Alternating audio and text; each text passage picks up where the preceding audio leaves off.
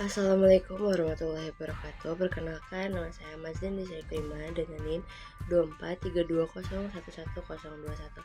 Di sini aku akan memaparkan tentang penjelasan mengenai penjara hukum mengenai penjara hak asasi manusia.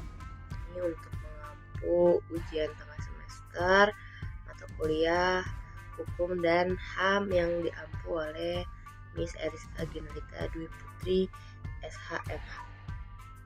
Di pengadilan HAM pengadilan HAM adalah pengadilan khusus yang dibentuk untuk memeriksa dan memutus perkara pelanggar HAM yang berat. Dasar hukumnya ada di Undang-Undang Nomor 26 Tahun 2000 tentang Pengadilan Hak Asasi Manusia. Nah, sebenarnya pelanggaran HAM yang biasanya disebut tuh yang masuk ke penjara itu adalah pelanggaran HAM yang berat, karena gak semua pelanggaran HAM otomatis masuk ke ranah pengadilan ini. Ada dua kategori yang diatur, yaitu kejahatan genosida dan kejahatan terhadap manusia atau crimes against humanity.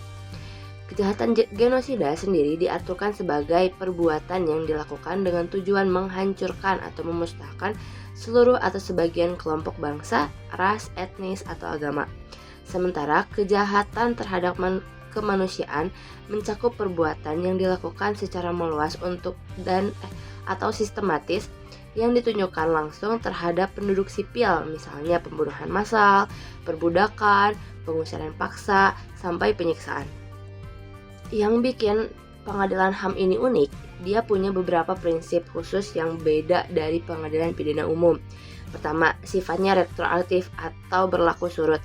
Artinya bisa mengadili pelanggaran HAM berat yang terjadi sebelum undang-undang ini disahkan, khusus atau kasus-kasus tertentu yang dibentuk melalui pengadilan HAM ad hoc. Ini pengecualian penting karena secara umum asas hukum pidana kita menganut asas legalitas yang melarang berlaku surut. Lalu yang kedua, ada dua jenis pengadilan HAM, yaitu pengadilan HAM permanen yang berkedudukan di lingkungan peradilan umum dan pengadilan HAM ad hoc yang dibentuk khusus atas usul DPR berdasarkan peristiwa tertentu dengan keputusan presiden.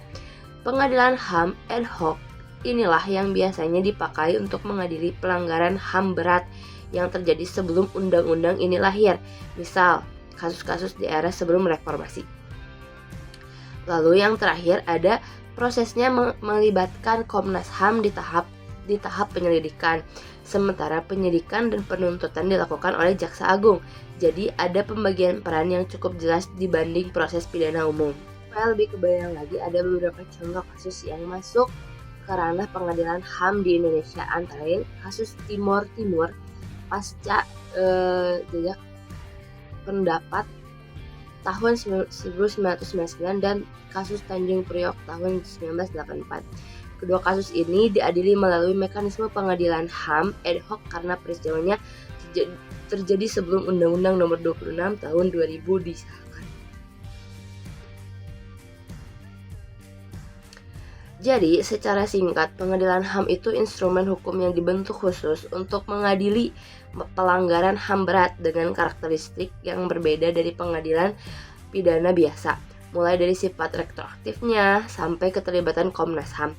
Meski begitu, implementasi di lapangan masih menyisakan banyak PR, terutama soal pembuktian dan efektivitas putusan.